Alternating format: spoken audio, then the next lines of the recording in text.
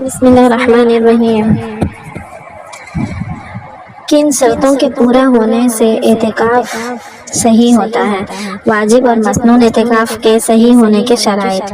واجب اور مسنون اعتکاف اسی وقت صحیح اور معتبر ہوگا جبکہ اس میں یہ 6 شرائط پائی جائیں گی۔ نمبر 1، مسلمان ہونا، لہذا کافر کا اعتکاف معتبر نہیں۔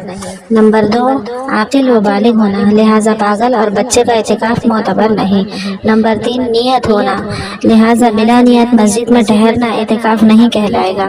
نمبر 4، مرد کا ایسی مسجد میں اعتکاف کرنا جس میں 5 وقتہ نماز باجماعت کے لیے امام اور مؤذن باقاعدہ موجود ہوں، لہذا ویران مسجد میں تنہا اعتکاف معتبر نہ ہوگا۔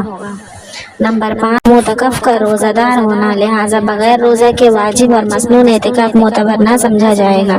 نمبر 6، معتکف کا جنابت اور حیض اور نفاس سے پاک ہونا، لہذا حدیث اکبر کے ساتھ مسجد میں اعتکاف کرنا ہرگز درست نہ ہوگا۔